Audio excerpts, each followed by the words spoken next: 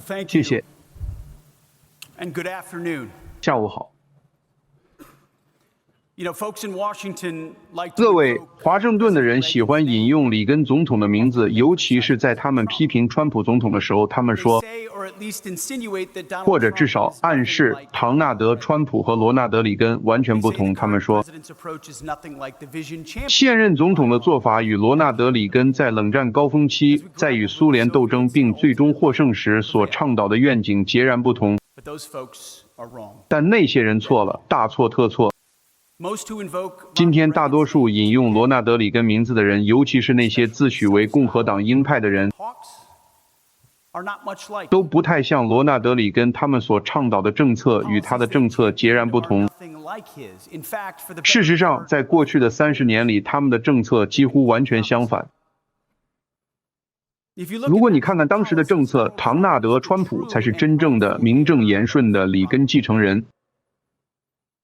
it's President Trump who has inherited 正是川普总统继承并恢复了里根总统强大、专注且务实的国防方针。因此，我们今天齐聚里根总统图书馆，讨论川普总统的“美国优先，以实力求和平”的常识性议程及其 peace through strength 在战争部的意义是再 and 合 what it 适不过 means 的。 at the Department of War.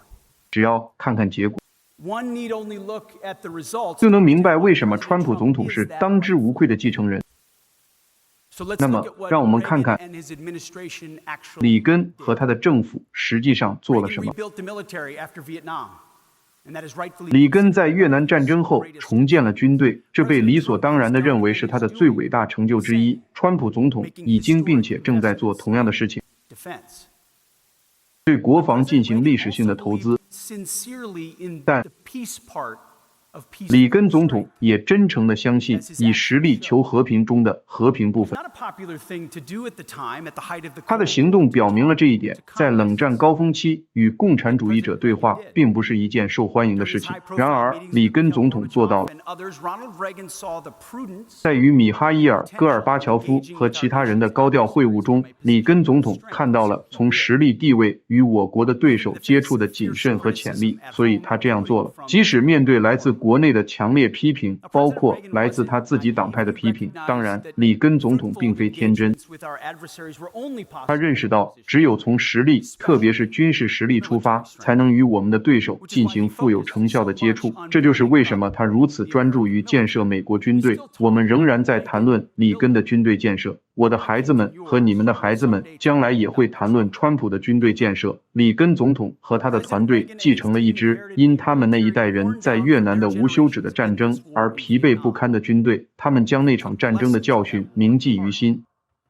This is why he was 这就是为什么 in how he 他在使用联合部队时如此谨慎。 indeed the most famous 事实上， military doctrine of 里根政府时期最著名的军事理论， defense Caspar 以他的国防部长卡斯帕·温伯格命名，其目的就是为了纠正导致越南战争失败的错误。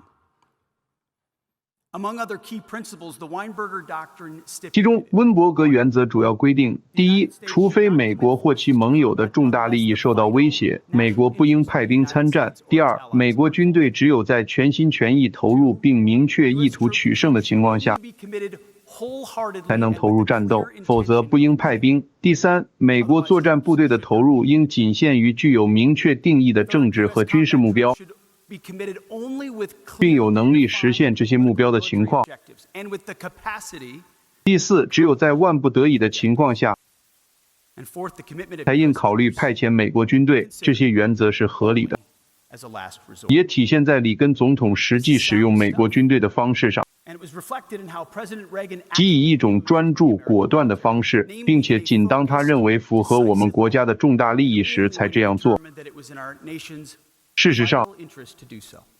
在里根总统的任期内，他只2次派遣美国地面部队， Ground forces twice. 一次是在格林纳达，一次是在黎巴嫩。其他时候， Force on the Cold War era 他 threat 将联合部队的重点放在冷战时期的威胁和优先战区， That's how President 及 Reagan 欧洲的苏联。这就是里根总统如何通过实力来实现和平的。 lasting peace. 他始终以清晰的眼光关注持久和平。总而言之，里根总统那种有纪律、专注和务实的方式，与他离任后几十年里许多自称是他追随者的人带领我们陷入的那些宏大的、追求政权更迭的、道德主义的和漫无目的的战争截然不同。那也是我这一代人所经历的战争。的确，只有在川普总统的领导下，在他第一个任期内以及现在，我们才能够在遭受多年的灾难性外交政策之苦后，恢复美国的伟大。抛弃乌托邦式的理想主义，拥抱坚定的现实主义。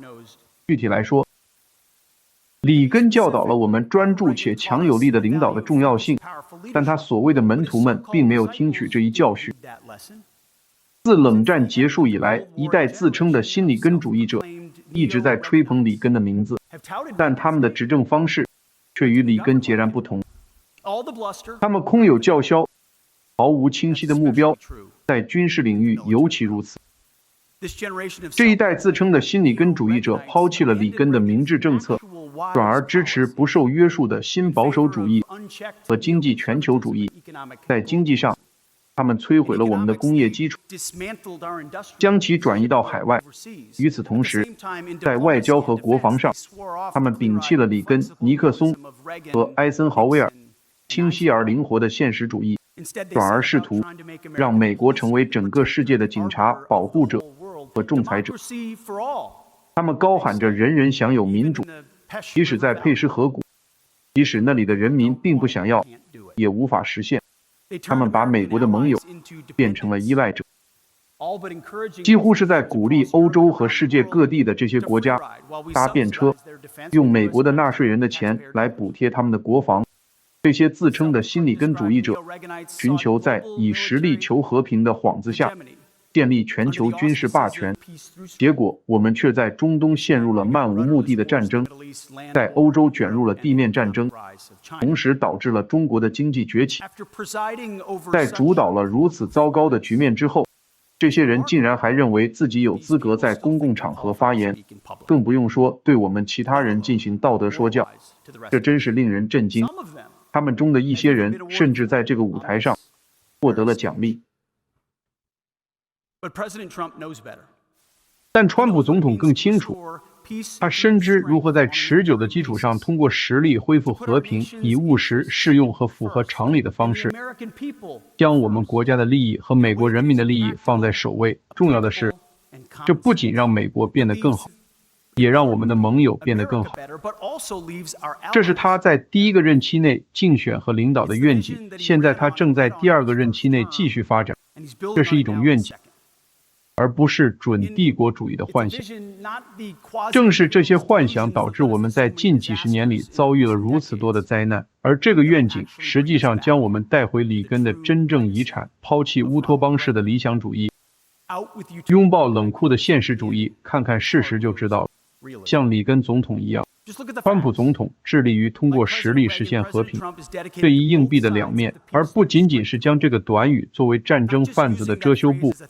在不到1年的时间里，川普总统已经达成了8项重大和平协议，包括历史性的结束加沙战争，而且他还没有完成。就在我们说话的此刻，在川普总统的领导下，我们正在不知疲倦地努力结束乌克兰的悲惨战争。如果他当初担任总统，这场战争根本就不会发生。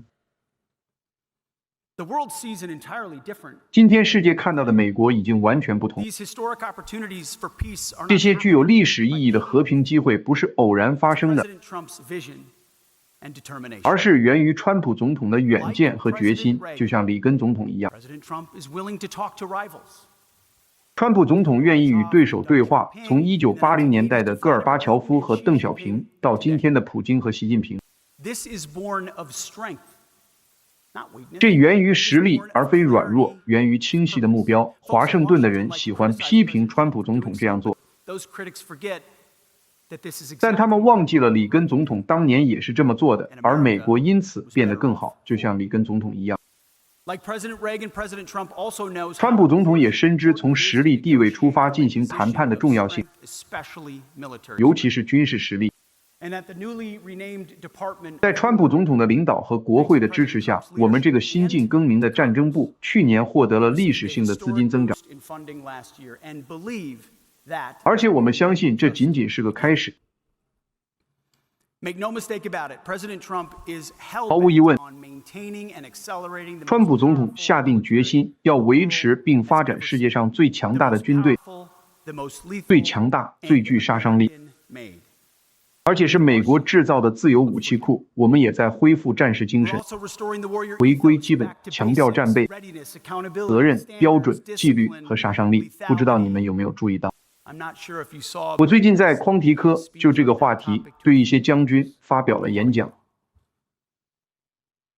the War Department is the sword and the shield of peace through strength. We are 战争部是以实力求和平 we stand ready to 的 wield 剑与 that 盾， sword 我们是实力部门，我们随时准备按照川普总统的指示 opposite of peace 挥 through 舞这把剑，与以实力求和平相反的是 wokeness 以软弱求战争。觉醒主义、软弱和战争都是 of Joe Biden and 乔拜登和劳埃德·奥斯汀的专长。阿富汗的惨败 a stain on our country 是我们国家的污点，是对军队犯下的罪行。 that unleashed Islamist 正是这种软弱，在10月7日引发了伊斯兰主义者对以色列的战争。同样的软弱也引来了乌克兰的战争。弗拉基米尔·普京看到了敞开的大门，于是他进来了。 going AWOL for a week. 间谍气球飞越我们的国家， Weakness 国防部长擅离职守1周。觉醒主义、软弱、战争，你知道。 discussion 最近当讨论关于打击运毒船只时，我本想用正义打击这个词，但我的团队劝我不要用。他们说，长官 counseled me against it. Said 马克·米利在阿富汗一家人在袭击中丧生时，就是用这个词来回应艾比门事件的。 a family of Afghans was struck. 他们连续2天称之为正义打击。 Straight days of righteous. 他们本可以在几个小时内确切地知道他们到底打击了什么目标。 Weakness, wokeness. 软弱、觉醒主义连接着战争，现在新的篇章开始了。午夜铁锤行动 The world saw 让世界看到了， of hemming 在几十年来的犹豫不决之后，美国军事力量在摧毁伊朗核项目上所产生的决定性作用。 Trump said they can't 川 have 普总统说过，他们不能拥有核弹，他是认真的。 President 其 Trump. 他人也说过同样的话， This was an 但 operation 川普总统做到了。这次行动是温伯格原则在实践中的一个教科书般的例子。 focused 果断专注，以一种专注清醒的方式运用，在推动我们国家利益的同时，避免了另一场旷日持久的战争。我们针对也门胡塞武装采取的有限但致命的行动也是如此。 Biden tolerated 乔拜登容忍了美国航运成为袭击目标， President 而 Trump 川普总统恢复了航行自由。这是另一项根本和核心的国家利益。在某个地方，托马斯·杰斐逊正在微笑。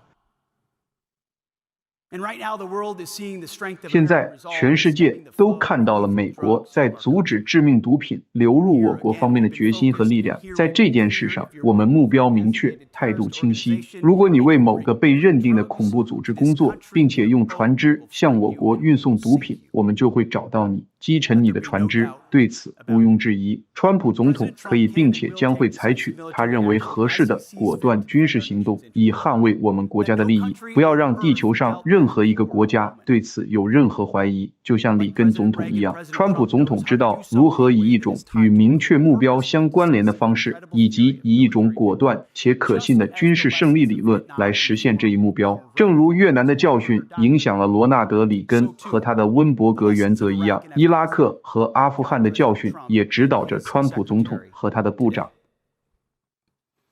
For years of bipartisan consensus, 多年来，新保守主义者和自由国际主义者达成了2党共识， disaster to another. 但这个所谓的共识却将我们引向了一个又一个灾难。 Rudderless war. 他们让我们国家的儿女们 and our potential rival 参加了一场又一场漫无目的的战争，甚至还放任我们的盟友变得越来越弱， called this out 潜在的对手变得越来越强。 stupid. 早在近10年前，川普总统就一针见血地指出，这是 And they fought him for it. 愚蠢的是一种美国靠后的外交政策，他们因此与他作对，他们试图为此监禁他，但他们失败了。现在他们的时代已经结束了。他们那种美国靠后的两党共识已经终结了。在川普总统的领导下，在我国那些自封的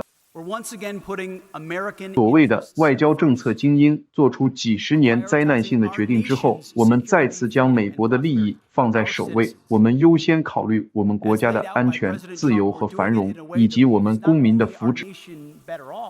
正如川普总统所阐述的那样，我们这样做不仅能让我们国家变得更好，也能让世界变得更好。摒弃乌托邦式的理想主义，迎接的是坚定的现实主义。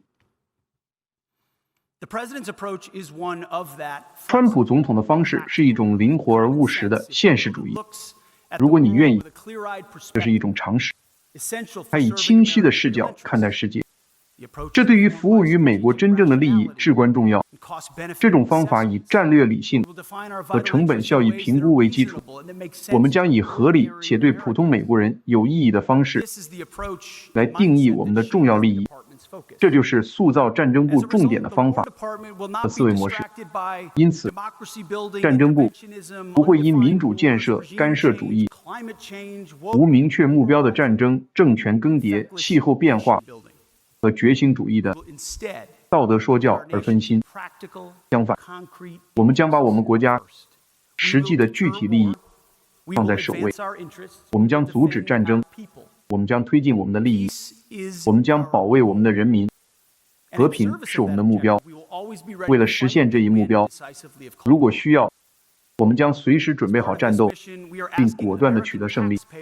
作为这项任务的一部分，我们要求美国纳税人为世界上最强大的军队提供资金。我们要求美国各地的父母相信我们会保护他们最宝贵的资源，他们的儿子和女儿。我们将尊重他们的信任和牺牲。川普总统第一年创纪录的征兵和留任人数表明美国人民信任谁。这意味着我们不会派遣美国最优秀的儿女去推进远在半个地球之外的愚蠢或鲁莽的冒险。这也意味着我们不会要求他们为那些应该自己出资国防的盟友买单。相反，最重要的是，我们只会要求我们的战士为那些能使美国和美国人安全、自由和繁荣的事物而战。生命、自由和对幸福的追求不多也不少。再说一次，这是常识，而这就是川普总统的战争部门的全部意义所在。这种常识性的方法意味着将战争部的工作重点放在4个关键方面：第一，保卫美国本土和我们的半球；第二，通过实力而非对抗来震慑中国；第三，增加美国盟友和伙伴的分担负担；第四，加强美国国防工业基础。我们运用川普总统灵活务实的策略，前2项工作重点是联合部队的主要作战重心。原因很简单，这些任务对于美国人民的安全、自由和繁荣至关重要。与此同时，世界各地，包括欧洲和中东，仍然存在其他威胁，我们不能忽视它们，也不应该忽视。因此，我们的策略也优先考虑分担责任和转移责任。事实上，自里根时代以来，盟友和伙伴分担责任不再是可有可无的事情。如今，它已成为我们国防的核心要素。最后，第4项工作重点，也许是最重要的，是全面提升美国的国防工业基础，为其他一切提供保障。上个月，我在华盛顿发表了另一次演讲，这次是面向国防工业的领导者，宣布在整个部门范围内进行一次转型，而非仅仅是涉及需求、采购和对外军售方面的改革。我们的目标很简单，但意义重大：改造整个采购系统，以迅速加快能力部署，并注重结果。最重要的是，我们将实施历史性的、划时代的和变革性的变革，使我们从目前由主要承包商主导的系统转变为一个充满活力的供应商空间。这个系统以有限的竞争、供应商锁定、成本加成合同、紧张的预算和令人沮丧的抗议为特征，而未来将通过以商业速度结合投资，以及以美国独有的快速扩张能力来加速生产。一切都以紧迫的速度进行。那次演讲本身就说明了一切，所以我将用剩下的时间来谈谈其他3个方面的工作。首先是保卫美国本土和西半球。拜登政府更关心乌克兰的边境，而不是我们自己的边境。他们试图把边境安全就是国家安全这种说法变成有争议的议题，但那当然是荒谬的。边境安全就是国家安全。我们正在相应的优先考虑它。自1月20日起，在川普总统的指示下，战争部已将保卫我们国家的边境，实现对边境的100%控制作为首要任务。我们通过增加兵力来实现这一目标。我们的军队与国土安全部和海关与边境保护局合作，以封锁边境。在乔·拜登的领导下，数千万非法移民涌入我们的边境，我们不知道他们来自哪里，也不知道他们在哪里，更不用说那些造成成千上万美国人死亡的致命毒品。今天进入我们国家的非法移民人数为0，我们正在拯救生命和社区，并将保持这种状态。我们也很自豪能够支持我们的执法伙伴，因为他们正在大规模驱逐那些不应该待在我们国家的危险非法移民。我们将通过组织训练和装备专门用于边境防御任务的部队，来确保边境安全，包括在陆地、海上和空中领域与我们的跨部门合作伙伴一起开展行动。我们也在依靠我们的墨西哥同行做更多的事情，他们已经取得了进展。我们需要看到更多，而且要快。到目前为止，在本届政府中，还没有人比战争部建造了更多新的边境墙。但是，我们的边境不应该是美国国土的第一道防线，它们应该是最后一道防线。这就是为什么我们要优先打击整个西半球的卡特尔。我的意思是，你可以看看新闻，不是所有的新闻。这些毒品恐怖分子，也就是被认定的恐怖组织，在我们这个半球进行自由行动的日子已经结束了。这些毒品恐怖分子就是我们半球的基地恐怖组织。我们将以追捕基地恐怖组织同样的精密程度和精确度来追捕他们。我们正在追踪他们，我们正在击毙他们。只要他们继续用致命性堪比化学武器的毒品毒害我们的人民，我们就将继续消灭他们。而且我们不是孤军奋战，在整个西半球，我们的盟友和伙伴也认识到，这些毒品恐怖分子同样威胁着他们，所以我们正在共同努力，有时是公开的，有时则不然。为了我们所有人的西半球更加安全、有保障和稳定，我们会继续这样做。但请不要搞错，如果一个国家不能或不愿履行其职责，那么战争部随时准备采取果断行动。在这个半球，在我们的半球，毒品恐怖分子没有安全的藏身之地。保卫边境并不意味着我们会忽略其他重要的国土防御任务，恰恰相反，我们正在加倍努力。川普总统签署的首批行政命令之一，就是创建美国金鼎。这是一种革命性的方法，可以保护我们的国家免受先进的空中威胁。我们正在加速推进这项工作。金鼎将在本届政府的任期内及以后为这个国家带来切实的保护。里根总统承诺实施战略防御倡议 SDI， 川普总统也在做同样的事情。现在技术已经赶上来了，我们实际上可以为美国建造一个金鼎，这将改变游戏规则。与此同时，我们也在迅速加强我们国家防御和阻止针对战争部和两用目标的网络攻击的能力，包括对美国网络司令部进行自15年前成立以来最全面的改革。我们也没有忽视全球圣战主义的威胁，与对待毒品恐怖分子一样，我们将与情报部门和其他机构的合作伙伴以及国外合作伙伴一道，继续追捕和击毙那些意图并有能力袭击我们国土的伊斯兰恐怖分子。当然，所有这一切都建立在我们国家核威慑力量的基础之上，这是我们国家防御的基石。如果我们做不好这一点，其他一切都无关紧要。所以我们一定会做好。正如川普总统所说，我们将实现我们国家核三位一体的现代化，我们将开发更多选项来支持威慑和升级管理。我们绝不允许这个国家在核讹诈面前变得脆弱，即使在一个我们面临其他2个主要核武器大国的世界里，我们将以与其他国家同等的基础来测试核武器和核武器运载系统。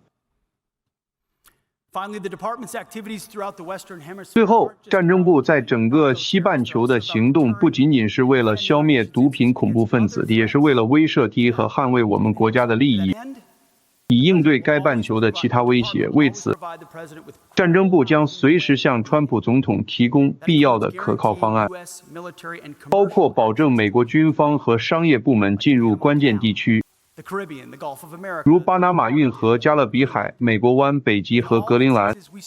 在所有情况下，我们都准备好与我们的邻国真诚合作，但他们必须尽自己的一份力量来捍卫共同利益。如果他们不这样做，战争部随时准备采取有重点的和果断的行动，以促进美国的利益。这是川普对门罗主义的推论。最近在国家安全战略中得到了明确的阐述。经过多年的忽视，美国将恢复美国在西半球的军事主导地位。我们将利用它来保护我们的国土，并进入整个地区的关键地区。我们还将阻止对手在我们的半球部署军队或其他具有威胁性的能力。过去的政府一直认为门罗主义已经过时，他们是错误的，门罗主义仍然有效。而且在川普的推论下，比以往任何时候都更加强大。这是对我们在西半球的权利和特权的常识性恢复，符合美国的利益。战争部的第2个工作重点是通过实力而非对抗来威慑中国。在川普总统的领导下，美国和中国之间的关系比过去许多年都更好、更牢固。川普总统和本届政府寻求与中国建立稳定的、和平、公平的贸易和相互尊重的关系。11月，川普总统和习近平主席在贸易方面取得了重大突破，使两国走上了强劲的经济发展道路。2026年的互访将为取得更大进展提供机会。战争部致力于采取同样的方式，与中国人民解放军展开更广泛的军事沟通，旨在消除冲突和缓和局势。几个月前，我们在马来西亚的东盟会议上与我们的对口部门为此奠定了基础，并将继续这项工作。这项工作重点是基于灵活的现实主义，而非天真幼稚。其目的不是为了主导，而是为了实现力量平衡。这种力量平衡将使我们所有人、所有国家都可以在印太地区享受体面的和平。在这一地区，贸易能够公开公平的流动，我们都能繁荣发展，所有利益都得到尊重。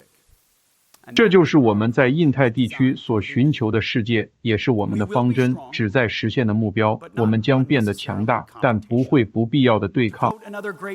正如另一位伟大的共和党总统所说，我们将轻声细语，但手持大棒。正如我今年早些时候在香格里拉论坛所说的那样，我们不是要扼杀中国的发展，我们不是要统治或羞辱他们，我们也不是要改变台湾的现状。我们在印太地区的利益是重大的，但也是有范围和合理的。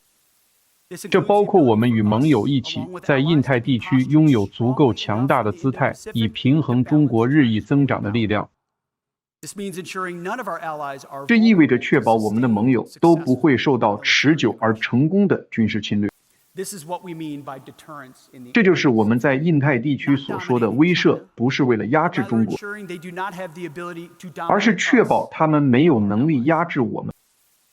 或我们的盟友，这是常识。 In this vein, our role at the Department of War is 因此，我们在战争部的作用至关重要。 sees unquestionable U.S. 我们的工作是确保北京看到美国毋庸置疑的军事实力，如有必要可以支持我们的国家利益。 clear our peaceful intentions, we 即 insist 使我们表明我们的和平意愿，我们仍然坚持，作为一个太平洋国家，中国尊重我们在印太地区的长期利益， not just insist, but 不仅要坚持，还要保持能够维护这一利益的强大实力。 This involves respecting. 这包括尊重他们正在进行的重大军事建设。 Our department maintains a 我们的部门清楚地认识到，这种军事建设是多么迅速、强大和全面。 has been. 我们认真对待这些能力，如果不这样做，那就太愚蠢。 Frankly, disrespectful not to. 说实话，也是不尊重的。 This approach requires focus. 这种方法需要专注、优先排序和明确目标。 That's why we will ensure our military. 这就是为什么我们要确保我们的军队，如果万不得已，能够在第一岛链和整个印太地区投射和维持能力。 Being so strong that aggression is not 这意味着要足够强大，以至于侵略根本不会被考虑。 preserved. 和平成为首选并得以维持，这就是拒止式威慑。 It is our job to ensure that President Trump. 我们的工作是确保川普总统始终能够从强势地位进行谈判， sustain peace in the 以维持印太地区的和平。这不是明天的战略重心，而是今天的现实。最后，我们的第三个努力方向 And finally, our third line 是 of 增加与美国在世界各地盟友的责任分担。 Here again, many 同样的， self-described 许多自诩的心理根主义者 lost 似乎也迷失了方向。在他们看来，只有美国才有能力为欧洲、 ability to provide 中东和印度、 deterrence in 太平洋 Europe, 地 the 区 Middle East, and the 提供 Indo-Pacific. 防御和威慑。 According to them, if 他 the 们认为 United States doesn't 如果 do 美国 what 不这样做，就没有人会做。 according to some, 事实上， Americans 有些人認為 would be better 即使我们的盟友 subsidizing these 完全有能力 allies' defenses, 为自己 even if 和我们的集体 they're 防御 perfectly 做更多的 capable 事 of 情 doing，more for themselves. 美国补贴这些盟友的国防实际上会更好。当然， is, of 这是 course, 荒谬， patently ridiculous. 更不用说对我们的盟友是一种侮辱。实际上，对于美国的盟友和伙伴来说，为我们的集体防御挺身而出，并尽自己的一份力量至关重要。 This isn't just a matter of doing 这不仅仅是让那些因多年来盟友搭便车的行为而感到沮丧的美国人感到欣慰的问题， pragmatic. 这是很实际的。 As we rightly 正如我们正确地将本土、西半球以及印太地区列为优先事项一样，其他地区仍然存在威胁，我们的盟友需要站出来承担责任， Our allies in Europe face 并且真正的行动起来。我们在欧洲的盟友面临着俄罗斯的威胁。 a threat. 伊朗由于川普总统和以色列的行动而受挫，但仍然是中东地区的威胁。 Must also 当然 prepare for， 朝鲜半岛 the 上 possibility 还 of 笼罩着朝鲜的阴影。 regions. 我们还必须为在不同地区同时出现威胁的可能性做好准备。 Necessarily inevitable. 这并不意味着我们认为这种同时发生的行动是可能的，或者是 The 不 best 可 way to 避免。 prepare for this is not by 但战争部 pretending we 必 can 须 do 为此 everything 做好 and 准备， everywhere. 而为此做准备的最好方法， Handing a provision 不是假装我们可以做所有的事情，或者无处不在，从而实际上是为我们盟友在国防上的懈怠行为开了绿灯。这种心理根主义的态度，导致我们在漫无目的的战争中浪费了士兵的生命、国家的资源和公民的 Our 支持。 approach is fundamentally 我们的 different. 方法从根本上是不同的，并且与里根总统以及尼克松和艾森豪威尔的崇高传统保持一致。 For real, 我们将真正的让我们的盟友和伙伴站出来，尽自己的一份力量。我们将不再容忍搭便车的行为。 President Trump has shown 川普 the way 总统 with his 以其 historic 具有历史意义的领导力，为我们指明了方向。通过这种领导力，在北约海牙峰会上促成了承诺。在峰会上，北约承诺将 GDP 的5%用于国防， 1.5其中3.5%用于核心军事，1.5%用于与安全相关的投资，并承诺承担欧洲常规防御的主要责任。 things 这些事情，在座的各位5年前可能都会觉得完全不可能。 We're now using this template to press our allies 我们现在正在利用这个模板， global standard the president has 敦促我们在世界各地的盟友达到川普总统设定的这个新的全球标准， Last month, South Korea 而且它正在奏效。首先是欧洲和加拿大。 military spending and 就在上个月，韩国承诺将其 GDP 的3.5%用于核心军事开支，并在韩国的常规防御中 Pacific allies. 发挥主导作用。我们乐观地认为，在印太地区，其他盟友也会效仿。 Visionary leadership 在未来几年内，由于川普总统富有远见的领导，我们的盟友，包括一些世界上最富有和生产力最高的国家，将再次部署具有作战能力的可靠军队，并重振国防工业，这将形成一个强大的共同防御盾牌。拥有装备精良的盟友，随时准备捍卫他们自己的利益和我们的共同利益。真正的伙伴关系和联盟是建立在硬实力基础上的，而不仅仅是建立在旗帜和华而不实的会议上，或是基于理论和空洞的激烈言辞。我们的盟友不是孩子，他们是有能力为自己做更多事情的国家。现在是他们站起来的时候了，而且他们正在这样做。事实上，他们中的许多国家都有自己引以为傲的强大军事传统。我们应该这样对待他们，我们可以，而且必须期望他们像川普总统那样尽自己的一份力量，像以色列、韩国、波兰、德国、波罗的海国家和其他国家这样挺身而出的模范盟友，将受到我们的特别关照。那些不这样做，仍然未能为集体防御尽自己一份力量的盟友，将面临后果。川普总统喜欢帮助那些勇于自助的国家，我们也有同样的感受。这就是伙伴关系，而不是依赖关系。这是我们对朋友的责任。最重要的是，我们对美国人民的责任。对于我们伟大的共和国来说，这是一个具有重大意义的时期。我们的先辈们赢得了冷战，开创了一个美国独霸的单极时刻。这是一个充满巨大机遇的时代，是我们在经历了2次世界大战和始终笼罩在核阴影下的冷战之后赢得的。你们也知道，单极时刻已经结束，我们有机会定义接下来会发生什么。在川普总统的领导下，我们正在朝着这个方向努力。在总统的指示下，战争部正全力以赴推进美国优先，通过实力和具有常识性的努力来实现和平。我们正在重振武士精神，重建我们伟大的军队。我们的战士们每天都在重建被乔拜登愚蠢地放弃了的威慑力。我们对美国人民负有安全、自由和繁荣的责任。我们一定会实现这一目标。我们将通过实力实现和平。这是美国人民投票支持的，也是川普总统所要求的。在这样做的时候，我们像我们的祖先一样，祈求全能的上帝，战争部的创始人乔治·华盛顿，在我们看似不可能的革命的每一步中，无论是通过祈祷、屈膝祷告，还是在战场上，都祈求上帝的庇佑。罗纳德·里根也做了同样的事情。在世界危在旦夕之际，他向上天祈祷。今天，我们遵照耶稣基督的指引，也这样做。愿他赐予我们智慧，看清什么是正确，赐予我们勇气去做正确的事。愿上帝保佑我们的战士，愿上帝保佑我们伟大的共和国。谢谢大家。